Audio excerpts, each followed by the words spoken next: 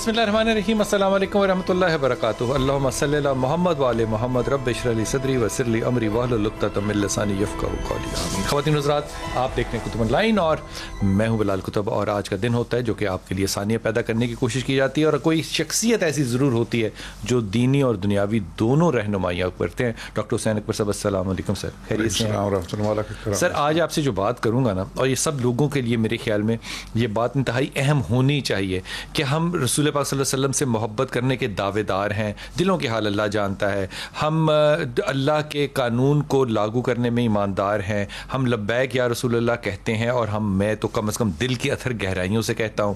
اس کے باوجود ہمارے معاشرے کے اندر جو برائیاں ہیں, مثال کے طور پہ کم تولنا جو ہے, دوائیوں میں بے ایمانی کرنا جو ہے, دودھ کا مکس کرنا جو ہے, خوراک کے اندر بے ایمانی کرنی جو ہے, یہ اتنے گرے ہوئے جرم ہے کہ ان کے اوپر شاید گفتگو کرنی بھی بڑی ہی زیادہ مشکل لگتی ہے. کیا تبلیغ دین جو رسول پاک صلی اللہ علیہ وسلم نے کی, اس کے معیار میرے نبی نے کیا طے کیے کہ کون سی جگہ پہ جا کے آپ اس قابل ہو جاتے ہیں کہ آپ دین کی تبلیغ کر سکیں؟ کالر لوں گا, پھر آپ سے آ کے بات کروں گا. جی سعدیہ, السلام علیکم بیٹا. جی وعلیکم السلام. جی میں آزاد کشمیر سے بات کر رہی ہوں. جی میرا پتر. جو میرا مسئلہ یہ تھا, میں نے آپ کا پروگرام دیکھا, مجھے انتہائی پسند آیا ماشاء اللہ. تو میں ابھی بھی پروگرام آپ کا دیکھ رہی تھی. تو میرا مسئلہ یہ ہے کہ میری 4 بیٹیاں ہیں, تو میری نرینہ اولاد کوئی نہیں ہے. تو میں آپ سے کی 4 بیٹیاں ہیں اور 4 بیٹیاں ہی ہیں.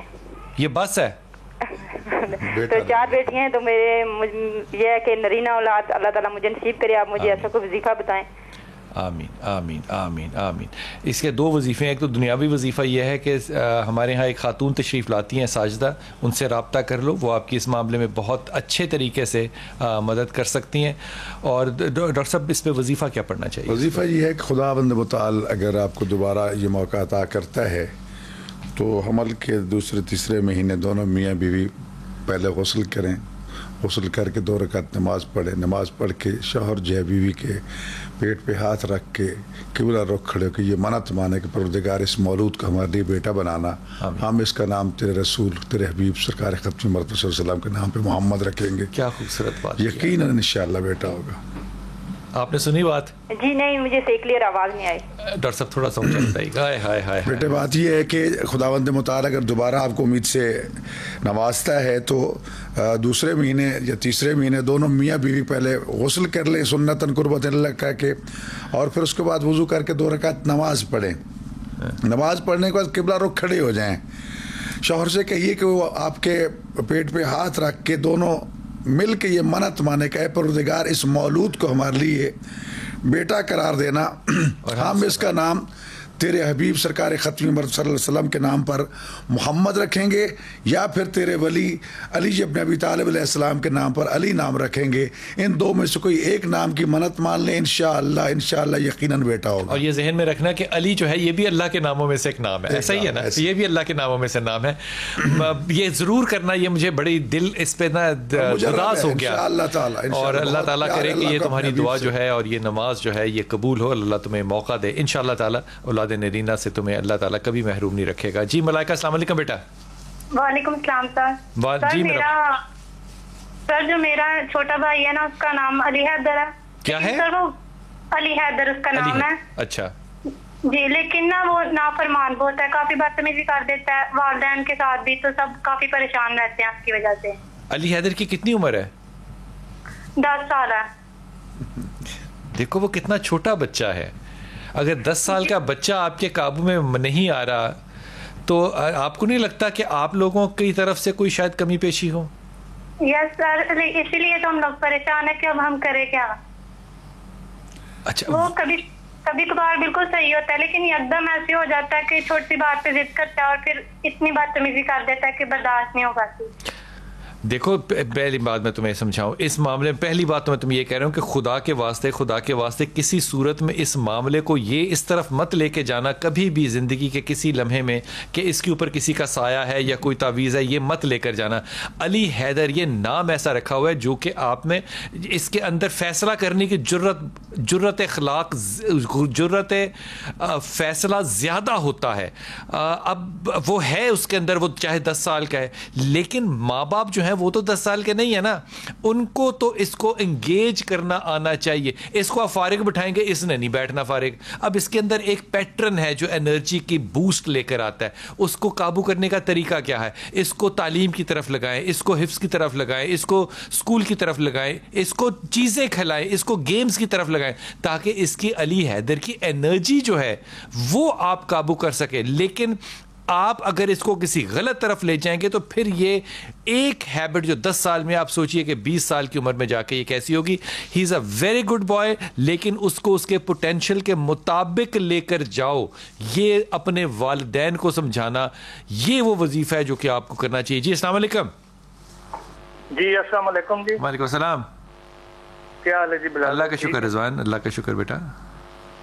اچھا اس طرح جی, میں وہ کیا نام ہے تقسیم کے بارے میں پوچھنا چاہ رہا تھا. یہ جو ہمارے بھائی تھے محمد رمضان, آرمی میں ملازم تھے نا جی. اچھا. تو وہ وفات پا گئے آزر سروس. اچھا. تو ان کی اولاد نہیں تھی. اچھا. ان کی اولاد نہیں تھی, تو وہ جو عدالت نے سارا تقسیم کیا ہے نا جی, جو ان کو آرمی سے جو فنڈ ملنا تھا, تو بھائی کی اولاد نہ ہونے کی وجہ سے وہ سارے جو عدالت نے بہن بھائیوں پہ اور والدہ پہ تقسیم کر دیے. والدہ حیات ہیں. تو اب جو ہے یہ کہہ رہے ہیں کہ نہیں جی یہ سب ہمیں آتا ہے. میں نے کہا جی جو ہمیں کس سے, کون کہہ رہا ہے یہ؟ ہم کون ہے جی؟ ہم کون ہے؟ ہمیں آتا ہے, یہ کون کہہ رہا ہے؟ یہ جی آرمی کا رول ان کا کہہ رہا ہے. وہ جو محکمہ ہے نا MES, آرمی نے تو پیسے دے دیے نا آپ کو. اب وہ جو بٹوارا تھا وہ عدالت نے کر دیا, عدالت نے فیصلہ کر دیا. ہاں. اب اس کو وہ محکمے والے نہیں مان رہے. محکمے والے کیا کہہ رہے ہیں؟ محکمے والے کہتے ہیں جی یہ صرف وائف کو جائے گا, 100% جو ہے وائف کو جاتا ہے.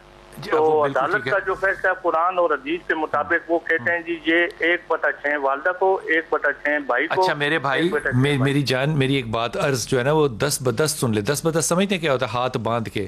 کتنا نالائق اور جاہل آپ نے وکیل کیا ہے جس کو یہ نہیں پتا کہ آرمی کے قوانین ہوتے کیا ہیں. پہلے تو آپ کو یہ سلام ہے. پھر اس میں کیا منصف کا کہوں جس کو یہ نہیں پتا کہ عدالت کے قوانین جو ہیں ان کو آپ نے کس پیش منظر اور کس پیش منظر میں دیکھنا ہے. اور بھائی آرمی کا قانون ہوتا ہے وصیت کا جو انہوں نے دینے ہیں, وہ اپنے قانون کے تحت ہی چلیں گے, ورنہ وہ نہیں دیں گے. آپ عدالت میں پنگا لینے چلے گئے, اس کی بیوی آپ نے چھوڑ دیا.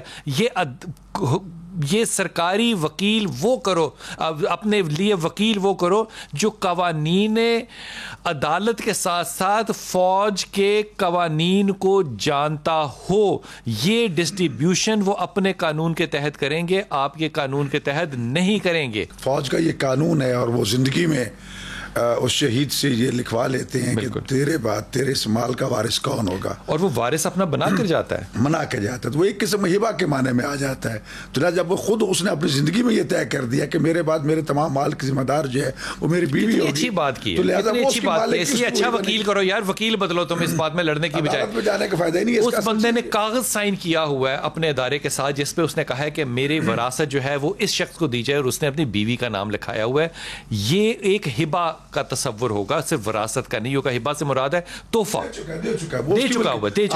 اس کی بیوہ کی مرضی, اب وہ بیوہ دینا چاہے تو کسی کو دے. یہ آپ بھی اپنی زندگی میں کام کر سکتے ہیں کہ آپ اپنی جائیداد کو اپنی زندگی میں کسی کو ہبہ کرنا چاہیں کر دیں. اس میں بخاری شریف میں کئی احادیث ہیں, لیکن اس کے اوپر اس طرح عدالتوں میں جانا یہ آپ کی طرف سے بھی مجھے زیادتی نظر آتی ہے. انصاف ہونے دو, اور اس نے جو کاغذ پہ اپنی سگنیچر کر کے اپنی نیت کا اظہار کر دیا ہوا ہے اس کی رسپیکٹ کرو. نامنی کیا ہے, نامنی آپ بھی آج جب زمین لینے جائیں یا کچھ لینے جائیں تو نامنیز کے کاغذات ہوتے ہیں, پینشن میں نامنیز کے کاغذات ہوتے ہیں, وہ نامنیز کو ہی ملے گا. کون سے وکیل ہیں جو کہ عدالتوں میں جا کے یہ مقدمات لڑتے ہیں؟ اللہ تعالیٰ ان کو ہدایت دے, اللہ تعالیٰ ان کو ہدایت دے, اور اللہ آپ کو بھی ہدایت دے. جی السلام علیکم. جی وعلیکم السلام. جی میں ناصرہ بات کر رہی ہوں. جی میرا بچہ. جی ناصرہ. جی وہ نا 16 کو نا ہماری شادی تھی, تو 2017 کی نا 4 مہینے کو نا ان کو اٹیک ہو گیا. اس کے بعد ان کی سوزش شروع ہو گئی ٹانگ میں, اور درد مسئلہ ہو گیا. وہ کہتے خراب ہو گئے ہیں, اور اب بھی مسلسل ان کی ٹانگ سوزش ہے اور درد ہوتی رہتی ہے. تو ہم نے جگہ بیچی تھی کرائے وغیرہ کرائے پہ رہ رہے ہیں اب. پہلے ہم نے جگہ بیچی, وہ پیسے اس نے اپنے علاج پہ لگا لیے, تقریباً 10 لاکھ تھے سارے ہی اس کے علاج پہ لگ گئے. بیٹا بیماری ہے کیا, اٹیک کیا چیز ہے جس کو آپ اٹیک کر رہی ہیں, کیا ہوا؟ دل کا مسئلہ تھا ان کو, وہ وال پڑا ان کے اچھا سینے میں جی, اور اب وہ کینسر بتا رہے ہیں میرے میاں کو.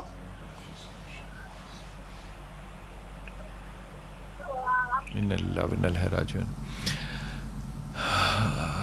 اچھا, ایک اپنے میاں کو کہنا یہ, اور یہ بات جو ہے نا انتہائی مختصر تمہیں میں کہہ رہا ہوں, اپنے میاں کو کہنا کہ وہ صرف آیت کریمہ پڑھے. یہ جب میں کہہ رہا ہوتا ہوں نا کہ صرف آیت کریمہ پڑھے, میں کسی کو روک نہیں سکتا اگر وہ کچھ بھی پڑھے, کیونکہ وہ جو بھی پڑھے گا کلام خداوند ہی ہوگا نا, لیکن ہر چیز کیونکہ تاثیر رکھتی ہے, اس لیے میں عرض کر رہا ہوں کہ آیت کریمہ پڑھے اور شدت کے ساتھ جتنا زیادہ ہو سکے پڑھے.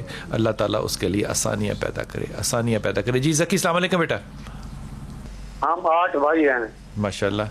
اچھا, دن میں سے 2 فوت ہو گئے ہیں جی. ہمارا 10 مرلے کا مکان ہے. اچھا اچھا, ہم بڑے بھائی ہیں, جو چھوٹے بھائی 3 ہیں نا جی, وہ ہمارے مکان پر قبضہ کیا ہوا ہے جی. 10 مرلے کا مکان ہے.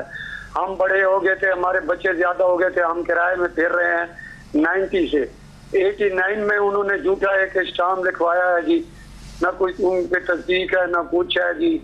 وہ ہم آپ حصہ مانگتے ہیں جی, وہ حصہ نہیں دیتے. میں جیٹی میں گیا جی, وہ ان کے ساتھ مل جاتے ہیں جی. کوئی میرا مسئلہ حل نہیں ہو رہا جی. تو آپ اپنی پنچایت کے پاس کیوں نہیں جاتے؟ آپ نے اپنے کونسلر سے پاس کیوں نہیں گئے؟ ہاں سر, پنچایت میں 2-3 دفعہ گئے ہیں, وہ آتے نہیں, وہ بھاگ جاتے ہیں جی. جھوٹے ہیں نا جی, وہ بھاگ جاتے ہیں, بیٹھتے نہیں ہیں جی, بات تک نہیں کرتے. میں اتنا ٹینشن میں ہوں, میں لڑ نہیں سکتا جی. میں کیا کروں جی؟ بھائی ہے وہ بھی, ایک بھائی ان میں فوت بھی ہو گیا ہے, جو کہتا ہے میں جھوٹا قرآن نہیں اٹھاتا, وہ مانتا بھی تھا یہ جھوٹ ہے, ہم نے جھوٹ کیا, وہ فوت ہو گیا ہے. اللہ تعالیٰ اس کے لیے آسانی کرے, اللہ تعالیٰ اس کے لیے آسانی کرے. اب تو مر گیا, اس کے اوپر کچھ کہنا بھی مناسب. ڈاکٹر صاحب آپ کیا کہیے گا؟ دیکھیں, بہرحال ایک بھائیوں کے حصے کے حوالے سے تو وہ سب اس میں حصے دار ہیں, لیکن قبضہ کر کے باقی بھائیوں کو محروم کر دینا شرعاً ان کے لیے جائز نہیں ہے. ان کی نماز روزہ وہاں رہنا شرعاً جائز نہیں ہوگا جب تک دوسرے بھائی راضی نہیں ہوں گے. یہ کسی کا حق مار کے آپ نماز روزے نہیں, غصبی جگہ جو ہے کہ غصبی جگہ میں نماز نہیں ہو سکتی, غصبی جگہ میں عبادت نہیں ہو سکتی, تو دنیا ویسے خراب, آخرت ویسے خراب, تو کیا فائدہ اس چیز کا؟ یا تو اس کو اس کی قیمت بھائیوں کو دے دے, یا پھر یہ ہے کہ ان سے اجازت لے لیں, قلبی طور پر راضی ہو جائیں, حق ان کا ہے ہی ہے جی. تو اس لیے مطلب قبضہ کر کے بیٹھیں گے 2-4 مرلے, کیا زمین ہے؟ یہ جو ایک ہمارے ہاں رواج ہے جھوٹے, ایک تو قرآن اٹھانے کا ہی میری سمجھ سے باہر ہے بالا تعالیٰ. سب سے پہلی بات تو یہ, جب معاملہ خدا کے ساتھ آپ کر رہے ہیں تو پھر قرآن اٹھانا یا جھوٹ بولنا یا دغا دینے کا مقصد کیا ہے؟ صحیح. اگر اپنی قبر صاف کرنا چاہتے ہیں تو پھر 2-4 طرح واضح ہے. ڈاکٹر صاحب, قبر صاف کرنی ہو تو وہ قبضہ کریں, قبضہ کیوں کریں؟ تو بات یہ ہے کہ جب شرعی طور پر واضح ہے کہ وہ حصے دار ہیں, سارے بھائی ہیں, سب اس میں حصے دار ہیں, تو جس کو جو حصے بھائی آپ خود معاف کر دے, بسم اللہ, اس کی مرضی. نہیں معاف کرتا تو جب تک وہ اجازت نہیں دے گا آپ اس کو استعمال نہیں کر سکتے. بے شک سگا بھائی ہے, تو لہٰذا ان بھائیوں کو سوچنا چاہیے, یا پھر ان کو معاف کر دینا چاہیے یا ان کو کر دینا چاہیے, تاکہ دونوں 20 سال تو ہو گئے, دونوں اپنی آخرت برباد نہ کریں, دیکھ کے دنیا بھی برباد اور آخرت بھی برباد. یہ ڈاکٹر صاحب کی بات جو ہے یہ بڑی وزن رکھتی ہے کہ خدا کے واسطے کسی کو, اور کسی کے بھی بھائی تو دور کی بات ہے, کسی کے بھی آپ قبضہ کر کے آپ وہاں پہ آپ کی نہ نماز ہے نہ روزہ ہے. یہ اتنی زیادہ گھمگیر گفتگو ہے کہ مجھے کرتے ہوئے خوف آتا ہے. لیکن ایمانداری سے میں آپ کو کہہ رہا ہوں کہ میں نے لاہور کے اندر قبضے کی زمینوں پہ مسجدیں اس لیے بنتے دیکھی ہیں کیونکہ اس کے ساتھ کے پلاٹ پہ بھی آپ نے قبضہ کرنا ہے. کہاں چلا گیا وہ تبلیغ کا انداز جس کی روح محمدی ہے صلی اللہ علیہ وسلم؟ واپس آئیے, اس پہ جملہ لیتا ہوں ڈاکٹر صاحب سے.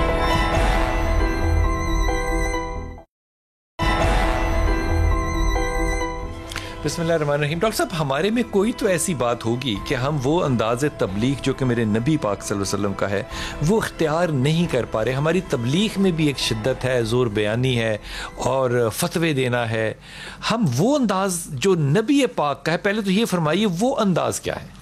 میں تھوڑا سا ٹائم لوں گا بلال بھائی. سب سے پہلی بات تو یہ, رسول اکرم صلی اللہ علیہ وسلم کو خداوند متعال نے ہادی بنا کے بھیجا, रसूल रहबर बना के भेजा और आपका हर पैगाम पैगाम इलाही था, वही के बगैर बोलते ही नहीं थे लेकिन उस पर अमल करके दिखाते थे। ज़ाहिर अमल तो आपकी ज़ात का था, अमल था ना, पैगाम खुदा का था, हुक्म खुदा का था, तो आप अमल रसूलुल्लाह खुद करते थे। पैगाम अल्लाह का था, और फिर अमल ये आपका साथ ज़ाती था। पैगाम खुदा ने ये भी दे दिया, लेमा तक़ूलून मा ला तफ़अलून, मेरा रसूल तो करके दिखाता है ना जो कहता है, तुम वो क्यों कहते हो जो करते नहीं। तो सबसे पहली बात तो जो कहना चाहते हैं वो खुद करके दिखाएं। दूसरी बात ये है कि जो तबलीग करना चाहते हैं पहले अपने ऊपर उसको नाफिज करें, फिर दूसरों की बात करें। हजरत इमाम जाफर सादिक अलैहिस्सलाम एक शख्स को मुबल्लिग बना के भेजते हैं कि जाओ फलां बस्ती के लोगों को तबलीग करनी है, लेकिन ज़बान से नहीं बोलना। कहता है फर्जंदे रसूल आप मुझे भेज रहे हैं तबलीग के लिए, सब फरमाया अपना किरदार ऐसा पेश करना कि लोग कहें कि ये सादिक आले मोहम्मद का मानने वाला है, ये इलाही नुमाइंदे का तर्जमान है। तुम्हारा किरदार देखकर लोग उसकी तरफ आए। फिर ये है कि लब और लहजा रसूलुल्लाह को ये समझाया जा रहा है, वो तो ऑलरेडी खुल्क अज़ीम के मालिक है, पैगाम हमें दिया जा रहा है कि अपने लब और लहजा में नरमी इख्तियार करना।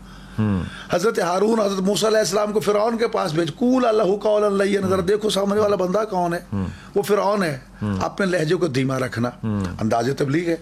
रसूल खुदा सल्लल्लाहु अलैहि वसल्लम को फरमाया कि अपने लब लहजा को अपने अखलाक को नरम रखना करना, ये तुम्हारे साथी बिखर जाएंगे, दूर हो जाएंगे जी। तो अगर हमारी ज़बानों में शिद्दत आ जाएगी तो लोग दूर होंगे। फिर अगर हमारी ज़बान हमारे किरदार की नफ़ी कर रही होगी तो असर क्या होगा। बाकी जो सबसे अहम चीज़ ये है कि तबलीग और मुबल्लिग के लिए शर्त है कि जो तुम पहुँचाना चाहते हो क्या उसकी इल्मी काबिलियत तुम में है भी या नहीं, उसके हुक्म शरीक को जानते हो या नहीं, या अपनी मर्जी ठोसना चाहते हो। मुझे अपनी मर्जी ठोसने की इजाजत नहीं है। मुझे ये हुक्म है कि मैंने हुक्म खुदा रिसालातिल्लाह, खुदा ने कहा अल्लाह के पैगामों को पहुंचाना है।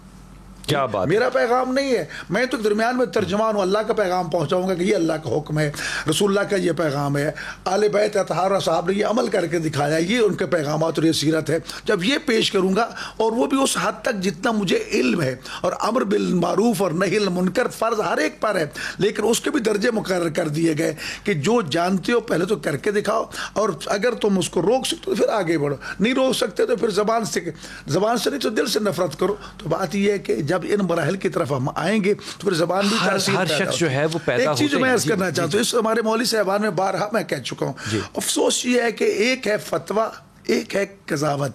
फतवा होता है हुक्म शरई बयान करना कि ये मिसाल के तौर पर ये शराब है, शराब हलाल है, ये हराम है, ये हराम है। अब इसमें क्या चीज़ है, ये काजी का काम है कि ये तो काफ़ी है, ये चाय है, ये तो शराब नहीं है। मुफ्ती हमारा जेब में मोहर लेके बैठा है, काफिर की मोहर भी लगा रहा है, हलाल की लगा रहा है, हराम की लगा रहा है। भैया तुम्हारा काम हलाल और हराम बताना है, उसको ऊपर फिट नहीं करना। ये काजी का काम है, काजी का काम है। खुदा अपना काम आप कीजिए और उसका काम उसे करने दीजिए, ये मुआशरा इस फितरों से बच जाएगा। बहुत सही बात। लेकिन मैं आपको अब इंशाअल्लाह ताला याद मुझे रहा तो बताऊंगा कि अल्लाह ताला के नबी पाक सल्लल्लाहु अलैहि वसल्लम ने माखज़ ईमान किसको कहा, ये तबलीग का एक पिलर है जिसको कि शायद हम भूल चुके हैं। जी अस्सलाम वालेकुम। ये असल अगर मुनाजरा भी करना है, झगड़ा भी करना, तो वहां भी कहा प्यार और मोहब्बत से अच्छे तरीके से गुफ्तगू जुबान का इख्तियार करते हुए। बिल्कुल जी। सैरिश इस्लामाबाद। जी सर मेरी पहले भी आपसे बात हुई थी, शायद आपको याद होगा। माफी मांगता हूँ बेटा, मुझे नहीं याद, आप हुक्म फरमाइए। सर लेकिन अल्लाह का शुक्र, आपने जो मुझे पढ़ने के लिए दिया था मेरी शादी के लिए, अल्हम्दुलिल्लाह मेरी शादी तय हो गई है। पहले तो आपको ये बात बतानी है मैंने। अल्लाह सलामती दे तुम्हें। और सर दूसरी बात ये थी, मेरी भांजी है, फरवा नाम है उसका, तो उसके साथ बड़ा अजीब सा मसला है ना, तो वो उसको कुछ महीने या 2 महीने के बाद में एक अजीब सी उसकी कंडीशन होती है। उसकी ना एकदम से वो कहती है कि मामा मेरी तबीयत खराब हो रही है, आंखें उसकी ऊपर चढ़ जाती हैं, हाथ पांव मुड़ जाते हैं और बिल्कुल गुमसुम हो जाती है। ठीक हो गई, लेकिन 5 या 4 मिनट के बाद वो नॉर्मल होती है। ठीक। फिर उसके बाद उसको उल्टियां आती हैं और आंख में उसकी ना शदीद किस्म का दर्द होता है। बिल्कुल ठीक होगी बात। तो आप लोगों ने अभी तक उसको किसको दिखाया है? सर उसको हमने दिखाया था, मेरी बहन ने उसको दिखाया था डॉक्टर को ना, वो जो ये दिमाग के डॉक्टर होते हैं ना। हाँ। नहीं, दिमाग के कई तरह के डॉक्टर होते हैं, न्यूरो फिजिशियंस होते हैं, न्यूरो सर्जन होते हैं, किसको दिखाया? न्यूरो फिजिशियन का सर दिखाया था, उसने काफी इसके टेस्ट वगैरह भी इसके करवाए थे ना दिमाग के। अच्छा। तो लेकिन उन्होंने कहा था कि ये बिल्कुल नॉर्मल है, इसके टेस्ट में भी कोई ऐसी बात आपने साइकियाट्रिस्ट को भी नहीं दिखाया? नहीं सर उनको नहीं दिखाया हमने। उसकी क्या वजह, क्यों नहीं दिखाया? सर वो बस वो जो मेरे बिनोई है, उन्होंने कहा कि बस ये इस तरह, वो डॉक्टर को उन्होंने चेकअप वगैरह पूरा करवाया था, دیکھو ہر ڈاکٹر جو ہے نا وہ ہر چیز کا ڈاکٹر نہیں ہوتا. پہلے تو یہ بات, یہ ہمارے پتہ نہیں کیوں ہمارے ملک میں بہت کم لوگ اس بات کو تسلیم کرتے ہیں. ہر ڈاکٹر ہر چیز کا نہیں ہوتا. یہ جو آپ بیماریاں, یہ جو آپ ڈائگنوزز کے لیے آپ جو سمٹمز بتا رہی ہیں نا, جسے کہتے ہیں ریڈ بک. ریڈ بک جو ہے نا, اس کا مطلب ہوتا ہے ٹیکسٹ بک جو کہ ریفرنس کے طور پہ ہو. اس میں یہ ساری بیماریاں, ڈس آرڈرز جو ہیں, یہ متعین کر کے, ان کا علاج متعین کر کے 50 سال ہو گئے ہیں کہ وہ فیصلہ ہو چکا ہوا ہے. لیکن اگر آپ ایک غلط ڈاکٹر کے پاس جا رہے ہیں, وہ مختلف ٹیسٹ کر رہے ہیں, اس سے فائدہ نہیں ہے. یہ ریکگنائزڈ ڈس آرڈرز ہیں. سائیکوٹک میں ایک چھوٹی سی مثال دے دوں, پھر اگلے کالر پہ جاتا ہوں. ہم اپنی ساری ٹیم کے پاس ایک ایسے بچے کے پاس گئے لاہور کے اندر, جس کے جسم سے ایک دم خود بخود خون رسنے لگ جاتا تھا. سارے لوگ اس پہ متفق تھے کہ یہ جادو ہے اور یہ خون رستا, اور ہمارے سامنے ڈیورنگ دا پروگرام اس کی گردن میں سے خون رسنے لگ گیا.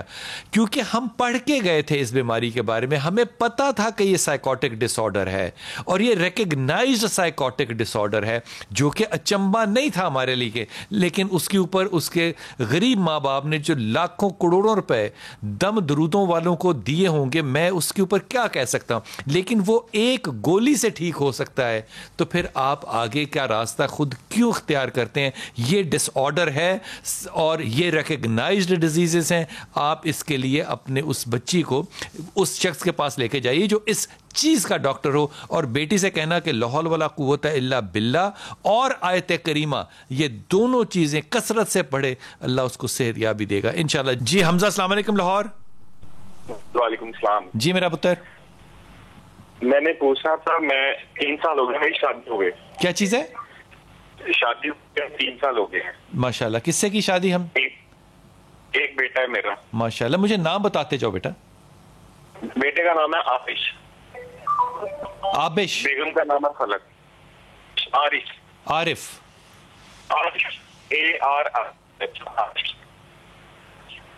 اچھا. بیگم کا نام ہے فلک. فلک. اچھا. وہ جب سے دبئی سے آیا نا, اس کے بعد حالات جو ہے نا وہ بہت زیادہ خراب ہیں. گھر کے کاروبار کیے وہ جو بہت ہی معاملہ خراب ہے, اور آپس میں ہم دونوں کئی جگہ. اچھا, مجھے جو ٹوٹی پوٹی بات آپ کی سمجھ میں آئی ہے, میں تو آپ سے ایک بہت ہی زیادہ ادب سے کہہ رہا ہوں کہ جب آپ لوگ کال کریں تو آپ اپنی سہولت کی جگہ سے نکل کے باہر کھلے میں آیا کریں تاکہ آپ کا سگنل ٹھیک آئے. اتنی سہل زندگی بھی مناسب نہیں ہوتی. میں کیا کہہ سکتا ہوں اس پہ, لیکن جو بات مجھے سمجھ آئی ہے, بہت سے رشتے ایسے ہوتے ہیں جو دوری میں ہی چل سکتے ہیں, وہ قربت میں نہیں چل سکتے. اور آپ کا فارچونیٹلی اور انفارچونیٹلی رشتہ جو ہے وہ دوری میں تو چل سکے گا, لیکن قربت میں یہ تکالیف جو ہیں یہ ایسا ہی ہے. اس میں تو کوئی تبدیلی نہ دیکھتا ہوں, نہ سجیسٹ کر سکتا ہوں کہ کوئی آ سکتی ہے. لیکن میرے خیال میں مشورہ تمہیں یہ دوں گا کہ حالات کو مناسب رکھنے کے لیے اگر تم مڈل ایسٹ کی طرف ہی جاب ڈھونڈو تو یہ زیادہ بہتر ہوگا. یہاں پہ رہنا ضروری ہے, بچے کے ساتھ رہنا بھی ضروری ہے, لیکن اگر تم یہ کہو کہ میں بیوی کو وہاں بلا لوں گا تو معاملات پھر ویسے ہی ہو جائیں گے جیسے کہ یہاں پر ہیں. دوسری بات یہ کہ آپ نے سورہ اخلاص کو اور یا ذل جلال والاکرام, یہ 2 چیزیں پڑھتے رہنا ہے. اللہ تمہیں رزق یہاں بھی دے گا اور باہر بھی. لیکن سکون میں اس کپلنگ کے اندر, اس کپل کے اندر جو ہے وہ بہت زیادہ نہیں دیکھ رہا, کیونکہ یہاں فرما برداری سے زیادہ رائے زنی جو ہے اس کا اختیار بہت زیادہ کیا جا رہا ہے. اور وہ سٹریس جو ہے وہ تم کب تک لے سکتے ہو, یہ تمہاری مرضی ہے. ڈاکٹر صاحب, میں جب یہ بات کہتا ہوں, بڑی عاجزی سے پوچھ رہا ہوں یہ بات, میں جب یہ کہتا ہوں کہ جب شادی کرنی ہے تو مقصد نکاح بھی آپ کو نبی پاک صلی اللہ علیہ وسلم نہیں بتانا ہے. ہم اس مقصد سے نکل کے حاکمیت کی طرف جو چلے جاتے ہیں, ہم سکون سے عاری ہو جاتے ہیں. دیکھیں ڈاکٹر صاحب, بات یہ ہے کہ اس وقت دنیا میں بڑا شور ہے حقوق کا, رائٹس کا, فلان. فرائض کا کبھی شور سنے؟ فرائض کو کوئی نہیں پوچھتا. اگر حقوق کی بات کرنی ہے نا تو میں سمجھتا ہوں اگرچہ وہ جس طرح مولا علی علیہ السلام کا فرمان ہے کہ اچھے رسم و رواج کو نہ چھیڑو, مگر نہ اگر ازدواجی زندگی میں ہم حقوق کی بات کریں نا, اور میں کرنے لگا ہوں, نان و نفقہ شوہر پر واجب ہے, بیوی پر واجب نہیں ہے. جی, कपड़े धो के देना शौहर पर वाजिब है, बीवी को धो के पेश के रोटी पका के शौहर पर वाजिब है, लेकिन हमारी सोसाइटी इसके बरअक्स है। और ये बरअक्स किस वजह से है कि जनाब सैयदा की सीरत हमारे सामने ज़हरा सलाम अलैहा की, अज़वाज मुतहरात की, असहाबियात की, और फिर अच्छा रस्म व रिवाज हमारे सामने मौजूद है। यूरोपीय मुआशरा जो इस चीज़ को लेके चल रहा है ना, उस घर की ज़िंदगी जाकर देखिए कि शौहर का क्या हाल है, बीवी का क्या हाल है। बात ये है कि आप हुकूक का भी ख्याल रखें और फ़राइज़ को सबसे ज़्यादा अहमियत दें। जहाँ तक ताल्लुक, देखो मैं समझता हूँ खुदा ने रिज़्क़ की ज़मानत दी है, लेकिन जहाँ मशरूत करके दी है ना, वो एक शादी का मसला है कि तुम निकाह करोगे, युग़निहुमुल्लाहु मिन फ़ज़लिही, अल्लाह तुम्हें अपने लुत्फ़ व करम से गनी कर देगा। लफ्ज़ गनी इतना वसी है कि जितनी भी तुम्हारी ज़रूरियात ज़िंदगी हैं, जिस चीज़ से ताल्लुक़ रखता है, सिर्फ माल नहीं, हर चीज़ से अल्लाह तो मुस्तगनी कर देगा। सिर्फ ये नहीं है कि पूरी करेगा, उससे कहीं वाफरत आ करेगा। तो बात ये है कि जब ये मामला हो तो फिर हाकिमियत जो है वो अलग चीज़ है। हाकिमियत का ये मतलब नहीं है कि तुम उनके ऊपर जबर करो, तुम उनके मुहाफिज हो, उनके हुकूक के मुहाफिज हो, उनकी जान माल इज़्ज़त नामूस के मुहाफिज हो, ना कि ये है कि तुमने उनसे वो बाजार वाला काम लेना है कि जनाब ये तुम करो कराओ। तो इसलिए जब ये सूरत आ जाती है तो उससे नफरतें भी पैदा होती है, दूरियां भी पैदा होती हैं।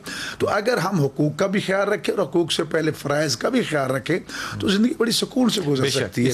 हमारी सोसाइटी में अगर घर से फिर जो यानी तबलीग का सिलसिला है वो कु अनफुसकुम अपनी ज़ात से शुरू होता है, फिर वह अहलीकुम, फिर घर वालों की तरह मामला बढ़ता है, फिर उसके बाद मुआशरे में जाता है। हम अपने गिरेबान में तो झाँकते नहीं हैं और दूसरों के गिरेबान में झांकने की हमें बहुत ज़्यादा आदत है। छोटा सा वक्फा लूँगा, लेकिन बड़े अदब से कहूँगा कि जब आपने खातून की हैसियत से देखना हो तो अम्मा खतीजा से शुरू कीजिए, हज़रत आयशा से होते हुए सैयदा फ़ातिमा पर आइए, आपको अंदाज़ा होगा कि आपके फ़राइज़ और आपके हुकूक क्या हैं। और जब मर्द ने देखना हो तो वो सुन्नत रसूल सल्लल्लाहु अलैहि वसल्लम, सीरत रसूल से लेता हुआ हज़रत अली से होता हुआ इमाम हुसैन तक जब आएगा तो उसे पता चलेगा कि फ़राइज़ और हुकूक जो हैं इनका दुनिया से ताल्लुक़ नहीं, इनका उस ईमानियात से ताल्लुक़ है जिसके ऊपर उन्होंने कलमा पढ़ा था। अगर वो मेरे और आपके लिए नहीं है तो फिर हम ज़िंदगी में जो चाहें कर लें, हम इंसाफ नहीं कर सकते। वक्फा लीजिए, वापस आते हैं।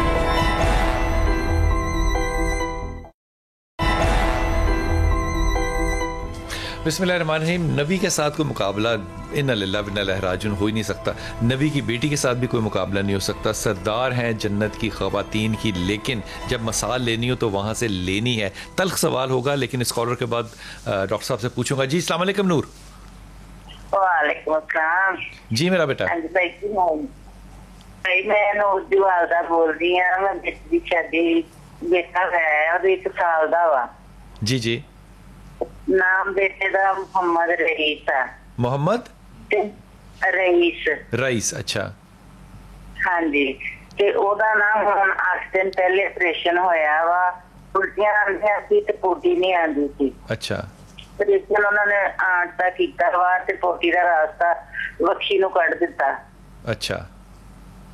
ते ਉਹ ਹੁਣ ਕਿਸੇ ਨੇ ਕਿਹਾ ਵਾ ਇਹਦੇ ਨਾਮ ਦਾ ਪਤਾ ਕਰੋ ਕਿ ਇਹਦਾ ਨਾਮ ਮੁਹੰਮਦ रईस सही है या रईस रहमान रख लेता जाए। डॉक्टर साहब क्या करेंगे? रईस ठीक नाम है। मोहम्मद रईस बहुत अच्छा नाम है।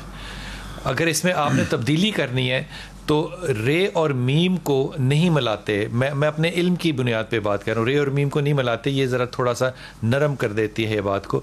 अगर आप मोहम्मद अली इसका नाम रख लें, मोहम्मद हमज़ा नाम इसका रख दें, ये ज़्यादा बेहतर होगा। अली, हमज़ा, हैदर, ये लड़ने वाले, ये उमर, ये लड़ने वाले, ये अच्छे नाम हैं। अगर इनमें से आप नाम रखना चाहें तो मेरा दिल चाहेगा कि आप इसमें से नाम रखें।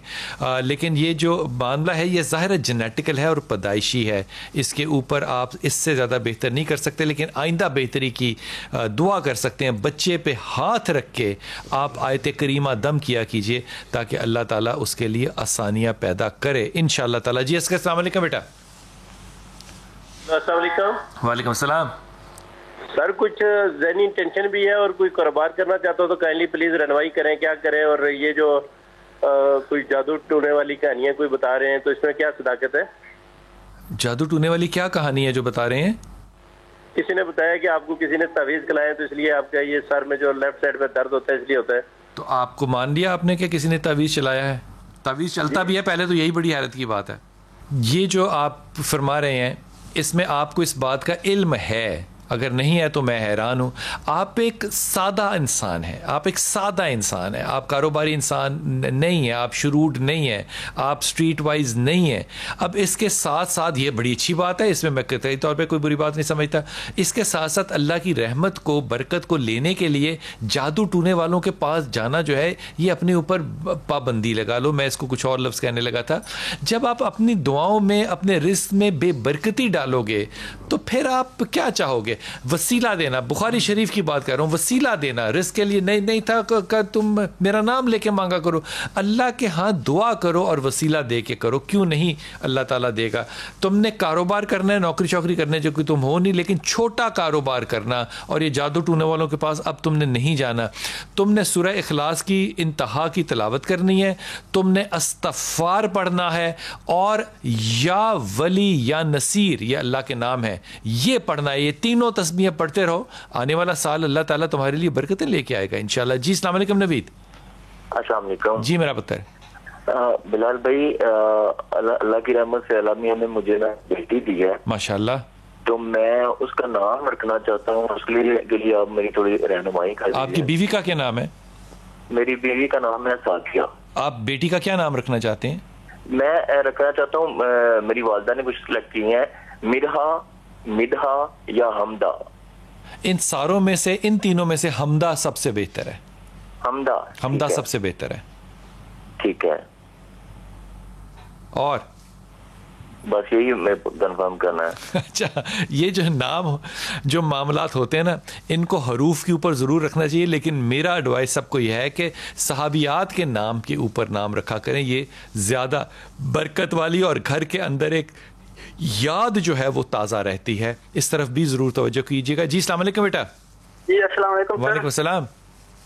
سکلین سر ملتان سے بول رہا ہوں. میرا سر ایک, میں بڑی کوشش کی آپ سے بات کرنے کی, بات نہیں ہو پا رہی تھی. حکم کیجیے. سر میری شادی ہے وٹے سٹے, 3 سال ہو گیا میری شادی کو.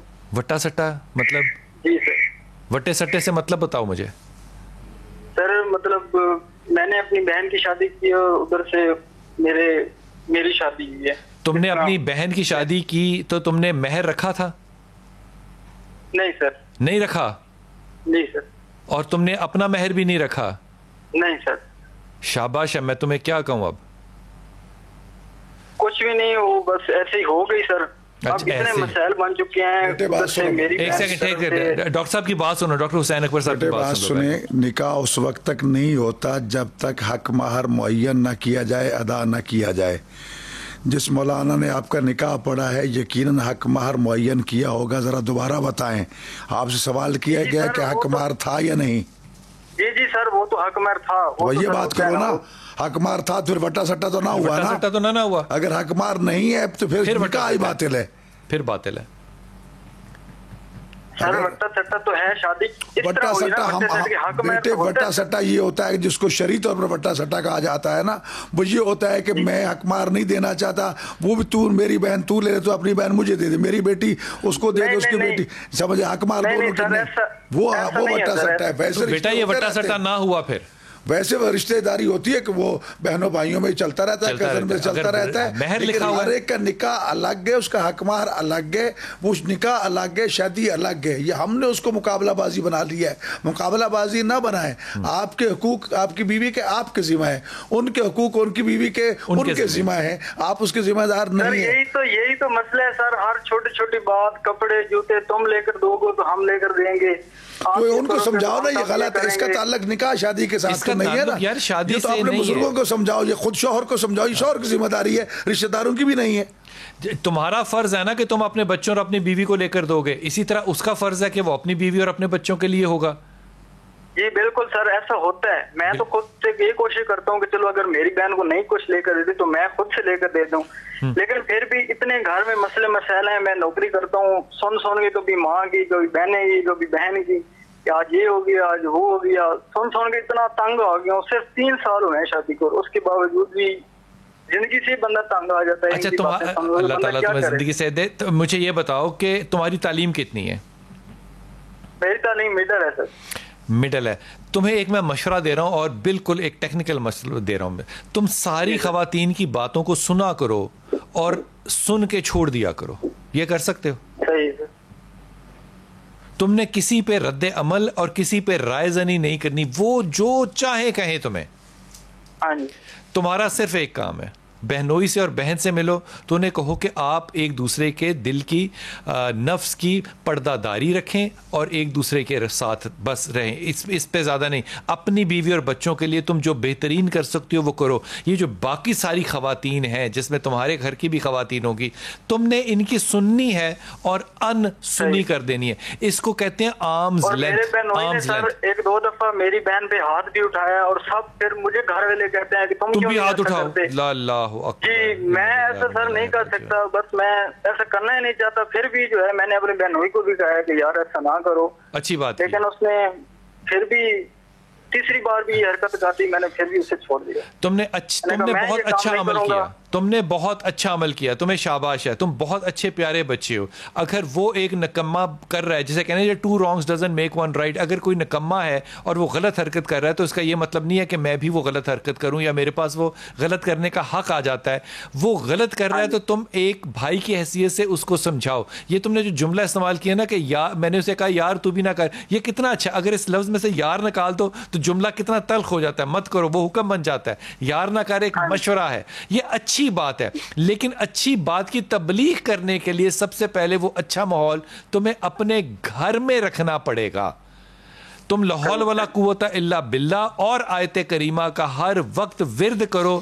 تمہارے جذبات میں اور سن کے بات کو چھوڑ دینے والا جو مشورہ ہے, اس پہ تمہیں بہت بڑا فرق نظر آئے گا انشاءاللہ. یہ کرتے رہنا ہے تم نے. ڈاکٹر صاحب یہ جو وٹا سٹا ہے اس کو ذرا ایک دفعہ ایکسپلین کر دیں اگر کسی کو نہ سمجھ میں آیا ہو کہ وٹا سٹا شرعی حیثیت. شرعی طور پر وٹا سٹا کا نکاح جو ہے وہ حرام ہے, وہ نکاح واقع نہیں ہوتا. اور وٹا سٹا کی تعریف یہ ہے کہ ایک شخص کہے کہ میری بہن تمہاری زوجیت میں لیے اور اپنی بہن میرے نکاح میں دے دو, اور یہی ہمارا مہر ہے, تمہاری بہن میرا مہر ہے اور میری بہن تمہارا مہر ہے. یہ نکاح باطل ہے, کیونکہ نکاح کے لیے 4 چیزوں کا ہونا ضروری ہے.